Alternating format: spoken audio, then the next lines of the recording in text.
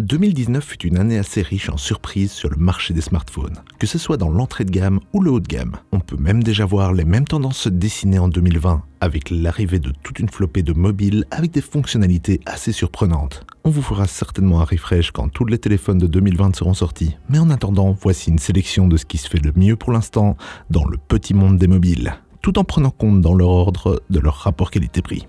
Êtes-vous prêt à découvrir les 5 meilleurs smartphones Android de 2020 ? Alors on y va.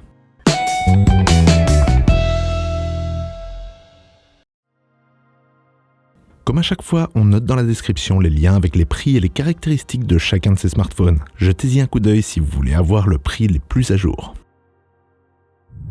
Top 5. OnePlus 70 Pro.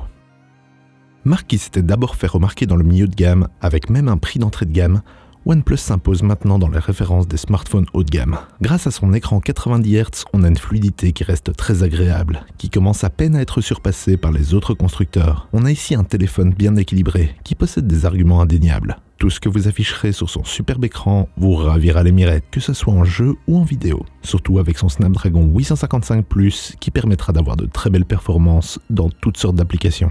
Là où on a l'impression que OnePlus a oublié de Plus One, c'est dans l'appareil photo, qui possède une prise de vue la moins qualitative de ce top. C'est dommage, surtout que c'est son unique point noir.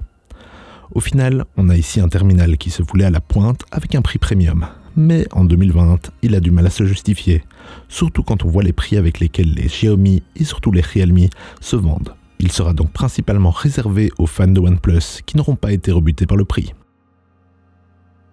Ses avantages: 90 Hz, la luminosité et les performances. Son inconvénient, l'appareil photo. Top 4. Google Pixel 4. Quatrième version de son mobile maison, le Pixel de Google est toujours une belle réussite, qui a l'avantage de proposer une version clean d'Android sans surcouche qui est parfois peu optimisée, même si les marques se sont améliorées sur ce domaine ces dernières années. Une des raisons principales d'acheter ce mobile, en plus de l'expérience stock d'Android, est son traitement des photos. On a ici un des plus beaux rendus niveau contraste et baisse du voile blanc qui vous évitera souvent de devoir passer par la case Camera Raw ou Lightroom. Par contre, si votre intérêt principal est la photo, on a ici moins d'objectifs que sur les concurrents. Pas de grand angle donc. Et c'est un peu dommage. On aurait aimé voir ce que Google Camera aurait donné avec de belles optiques sur le terminal éponyme. De plus, les bitouilleurs ont réussi à porter l'APK de Google Camera sur d'autres terminaux. Mais on en reparlera plus tard. On a donc ici un téléphone qui est vraiment fluide, plutôt agréable en termes d'ergonomie et qui a des mises à jour de chez Google eux-mêmes. Si vous désirez un suivi logiciel sur le long terme, il s'agit très certainement du meilleur concurrent d'Apple sur ce point. Son avantage: le traitement sublime des photos, et ses inconvénients: son design un peu daté et le manque de capteurs pour profiter de son traitement magnifique. Top 3. Samsung Galaxy S20. À peine sorti, il déchaîne déjà les éloges des testeurs de par son écran AMOLED cadencé à 120 Hz en 2400 x 1080 ou 60 Hz en 3200 x 1440. Magnifique. Et l'appareil photo de la version Ultra qui est parmi les meilleurs sur smartphone, toutes marques confondues. Enfin, si Samsung arrive à régler son souci d'autofocus sur ce même S20 Ultra, même si le post-traitement est pour nous toujours inférieur à ce que proposent Apple et Google. Il faudra attendre qu'il y ait une version de Google Camera portée sur la version Exynos du S20, ce qui n'est pas forcément assuré vu que les capteurs du S20 sont in-house en Europe à la place des capteurs Sony disponibles dans les pays favorisés par Samsung. Et si, outre-Atlantique, il est encensé de par son autonomie et ses performances, c'est une toute autre chose sur l'ancien continent. Samsung a en effet décidé d'intégrer son SoC Exynos plutôt que le Snapdragon 865 de Qualcomm. Loin d'être faiblard, il accuse malheureusement un peu de retard dans tout ce qui est performance et traitement graphique. Pour un smartphone porte-étendard, on est un peu déçu, surtout à ce prix-là, d'être un peu délaissé. Là où on tire carrément la tronche, c'est au niveau de l'autonomie en 120 Hz, qui peinera à dépasser la journée complète, surtout à cause de sa puce maison qui est un peu moins efficiente que la version américaine, surtout en usage intensif et prolongé. On espère que le géant coréen corrigera un peu le tir grâce à des mises à jour logicielles. Qui sait, un éventuel mode à rafraîchissement variable, si possible, pourrait grandement changer la donne.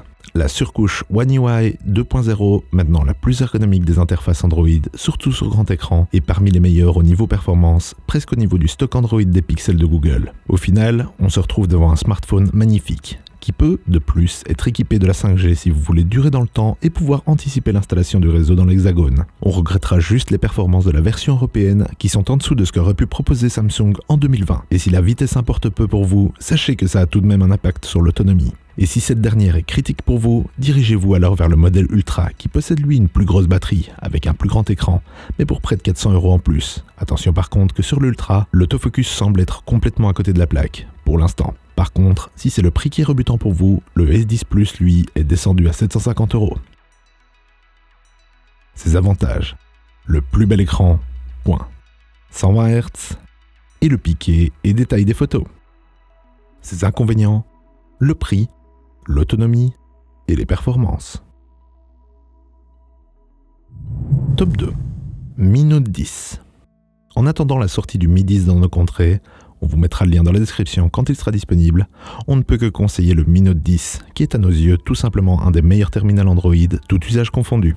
À part peut-être le jeu. Pour moins de 500 €, vous aurez ici un des meilleurs combos capteurs batterie, écran et autonomie qu'on puisse trouver sur le marché. Il avait déjà pris une belle position dans notre récent top des photophones. On vous tape le lien ci-dessus. Et si vous installez Google Caméra dessus, il sera dépassé que par le S20 Ultra en qualité photo, tout en durant presque 2 fois plus en autonomie. Et si Xiaomi n'est pas encore au niveau de Samsung en termes d'ergonomie de l'UI et des performances, il s'en approche petit à petit. Niveau chip, on est ici sur un Snapdragon 730G. Plus budget que le reste du top. Et c'est au final un des plus gros inconvénients de ce smartphone. Si pour l'instant il est plutôt fluide, on ne sait pas ce que le futur lui réserve au fur et à mesure que les apps deviendront plus gourmandes. On peut déjà d'ailleurs observer ses limites lors de la capture en 108 mégapixels, où le traitement prend plusieurs secondes.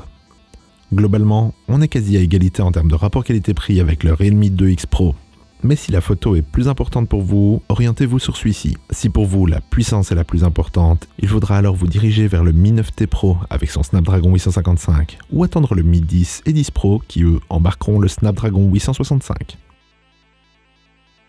Ses avantages: l'autonomie, les capteurs photo, l'écran et le prix.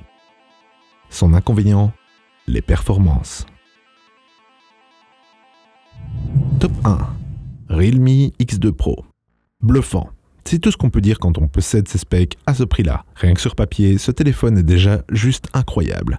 Alors quand on l'a en main, on se demande pourquoi on doit payer 2 fois plus pour avoir à peine mieux. C'est un peu le constat qu'on a en regardant celui-ci et le Mi Note 10. Alors c'est vrai que ça sent parfois un peu le Chinesium au niveau de la surcouche OS, un peu bizarre. Mais c'est un petit prix à payer quand on s'aperçoit que comme le OnePlus, lui aussi bénéficie d'un écran 90 Hz, et comme le ROG Phone 2 d'Asus, un 855 Plus de Snapdragon. Par contre, là où il pêche un peu, c'est au niveau des couleurs de l'écran et la qualité du traitement photo. La calibration de son écran Super AMOLED, après un court passage par les réglages, s'en sortira avec un rendu moins bleuté et plus agréable à l'œil. Mais pour les photos, il va carrément falloir passer par une app tierce, genre Google Caméra dont on parlait plus tôt, pour réaliser une prise de vue digne de ce nom. Ce sont donc là 2 non-problèmes qui sont solvables assez facilement. Là où Realme aurait pu faire un effort, c'est dans l'apparence extérieure, qui est au final très classique. Realme a aussi pensé à la vitesse de chargement. On mettra ici à peine 30 minutes à charger complètement le téléphone. Plus besoin de brancher la nuit, rien que pendant le petit-déj, ça suffit. En résumé, on a donc ici un excellent téléphone qui ne peinera sur aucune tâche. Il faudra juste bien le configurer et changer son app photo pour en faire une bête de course. Bravo. Ses avantages: les performances, le prix, 90 Hz et la recharge très rapide. Ses inconvénients: la photo en demi-teinte et la surcouche OS.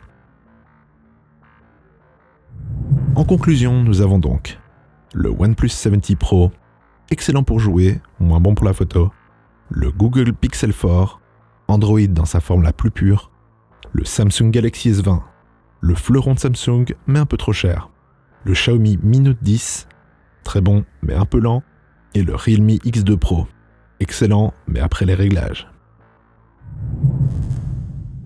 Voilà qui termine notre top des smartphones Android les plus alléchants en ce début 2020. Certains sont nouveaux, d'autres sont plus anciens, mais on arrive à une limite dure de l'impact des performances sur l'attrait, surtout quand il influence l'autonomie. On aurait peut-être aimé une version S20e de Samsung pour pouvoir rester dans la course en 2020, mais malheureusement, ils essayent de combattre sur le terrain favori de leur rival de Cupertino. Reste à voir les nouveaux terminaux arrivant au printemps. Le World Mobile Congress ayant été annulé, certaines dates de sortie sont devenues plus floues.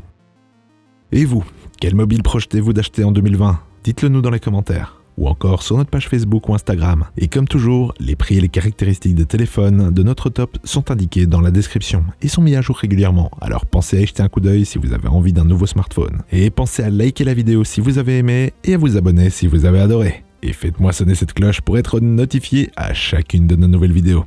Et sur ce, à la prochaine sur la chaîne des Dénichards.